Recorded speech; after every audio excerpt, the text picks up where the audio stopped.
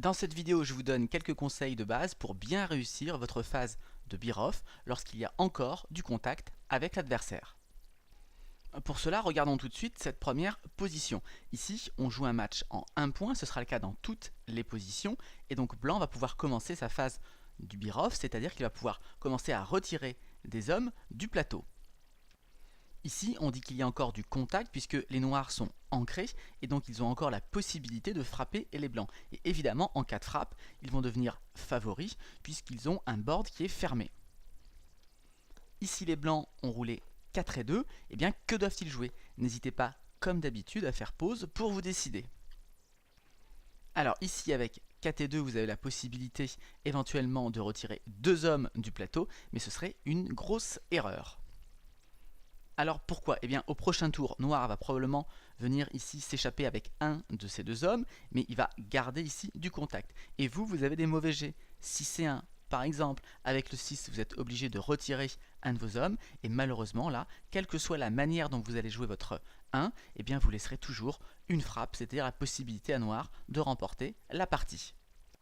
Notez que si ça n'est pas le seul mauvais jet, vous avez 5 et As également qui vous procurent le même type de problème. Ça fait déjà 4 jets immédiats sur 36 où vous donnez la possibilité à l'adversaire de gagner.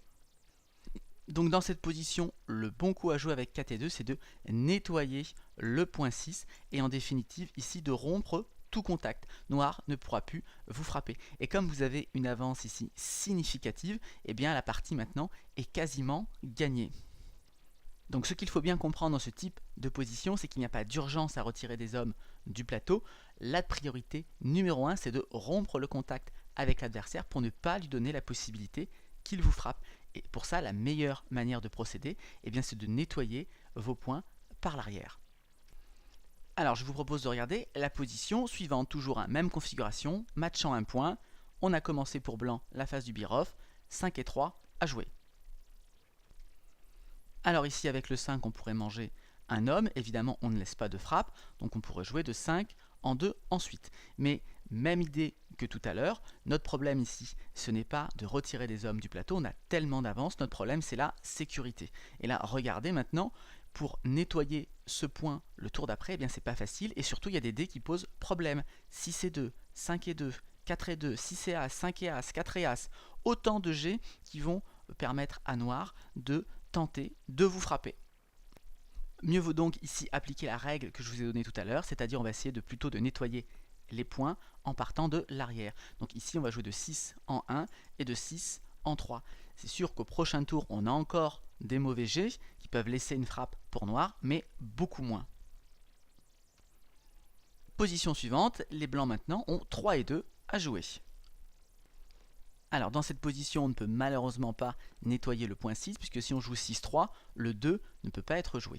On pourrait se dire qu'on peut nettoyer pour le coup le point 5 en jouant 5-3, 5-2. Alors ça, ce serait une grosse erreur, parce que là, vous créez un trou, et il y a beaucoup de jets au prochain tour qui deviennent mauvais. Donc ça, c'est une deuxième règle importante lors du beer-off avec contact. Ne faites pas de trous autant que possible, bien sûr, dans votre board.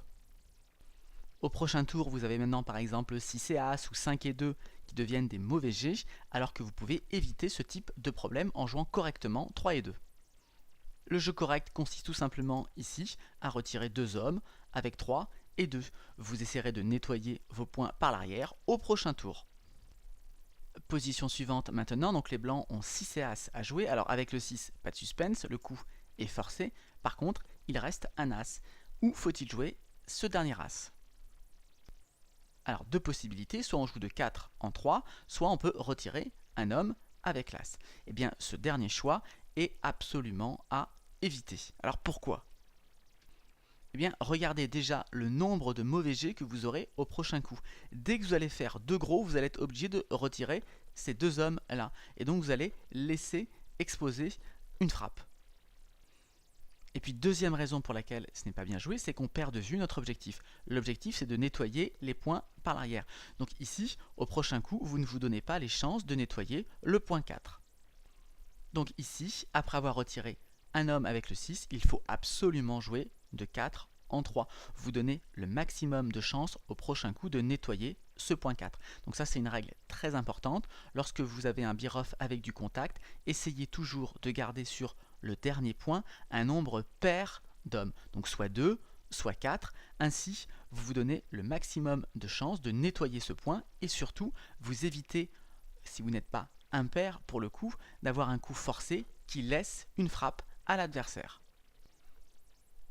Par exemple, dans cette position, 6 et 3 à jouer, même chose, le 6 est forcé, et avec le 3, on a deux possibilités, soit retirer un homme ici en 3, soit jouer de 6 en 3. Cette solution est bien sûr meilleure, ça vous permet d'être pair sur le dernier point, vous donnez un maximum de chance au prochain coup de nettoyer votre point 6. Alors on peut même étendre un peu cette règle, regardez la position suivante, on a 6 et 2 à jouer, donc le 6 ici est forcé et il nous reste un 2. On pourrait retirer ici un homme en 2, sachant qu'on est pair sur le dernier point, on a respecté la règle. Le problème, c'est que si vous jouez le 2 ici, vous avez quand même des mauvais jets le tour d'après. Alors quels sont ces mauvais jets? Eh bien, au tour d'après, vous avez 6 et 2 qui est mauvais, mais de toute façon, celui-là, vous ne pourrez pas l'éviter. Par contre, au tour d'après, vous aurez aussi les gros doubles qui seront mauvais. Double 6, double 5, double 4, autant de jets pour lesquels vous allez laisser une frappe à noir. Pour éviter de vous rajouter ces mauvais jets, vous pouvez jouer de 5 en 3. Ainsi, vous devenez pair sur les deux derniers points à nettoyer. Et dans ce cas-là, tous les gros doubles vous permettent de rompre le contact avec les noirs. Donc, règle 1, on essaie d'être pair sur le dernier point, mais si on peut être pair sur les deux derniers points en tout, là vous voyez qu'il me reste que 4 hommes, eh bien c'est encore meilleur comme solution. Autre type de position maintenant, on est toujours dans la phase du bir-off, mais noir n'est plus ancré dans votre board intérieur, mais il se trouve à la barre. Donc 5 et as à jouer, que faites-vous? Ici on peut retirer un homme en 5, un homme en 1, on est toujours pair sur le dernier point, pair même sur les deux derniers points, donc on pourrait penser que c'est le bon coup.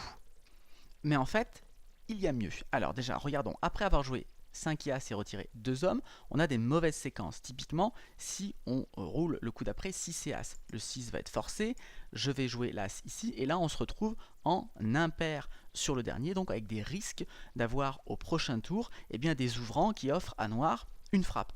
On a des situations qui ne sont pas très agréables non plus, des configurations avec 5 et as ou même encore 4 et as qui ne sont pas forcément très agréables. Dans cette position, pour jouer correctement 5 et as, eh bien, il faut bien avoir en tête notre priorité. On a une avance confortable à la course, donc on veut surtout rompre le contact. Eh bien, le meilleur moyen de faire ça, c'est de jouer de 5 en as et de 6 en 5. Remarquez qu'on a une position maintenant qui est très sûre, on est pair sur le dernier, pair même sur les deux derniers. Ici, on laisse la possibilité à noir de rentrer avec un 6, et avec notre avance à la course, on a de très bonnes chances de gagner. Surtout que noir ne va pas rentrer tout de suite, mais c'est pas grave, pendant plusieurs coups, a priori, on ne va laisser aucun shoot. Il y a toujours la possibilité, évidemment, que noir rentre avec double 6 et qu'il revienne dans la partie, mais même après avoir jeté double 6, on est encore favori, donc c'est un petit risque à courir. Allez, on regarde une dernière position, on a double 2 ici à jouer pour les blancs, et cette fois-ci noir est à la barre mais avec 2 hommes. Ce qu'on a appris de la position précédente, c'est que dans ce type de configuration, il fallait ouvrir son board finalement pour permettre à noir de sortir pour rompre le contact. Alors cette règle, il faut d'autant plus l'appliquer que votre adversaire a plusieurs hommes à la barre. Donc ici, le meilleur coup à jouer, c'est de nettoyer le point 6 et le point 5. On se retrouve pair sur le dernier point, donc on ne va pas laisser de shoot au prochain tour quoi qu'il arrive, et on donne vraiment l'opportunité à noir de commencer à rentrer. Voilà, j'espère que ces quelques positions vous auront permis de bien comprendre comment est-ce qu'on joue le bir-off quand on a du contact avec l'adversaire. Alors notez qu'ici dans toutes les positions on jouait des matchs en 1 point, donc les gammons et les backgammon ne rentraient pas en ligne de compte. Évidemment, si ils rentrent en considération, eh bien parfois il va falloir prendre des petits risques pour augmenter ses chances de gagner gammon ou backgammon, et ça va compliquer évidemment les décisions, mais on verra ça certainement dans une autre vidéo. Voilà, bonne partie à tous et à bientôt pour d'autres vidéos.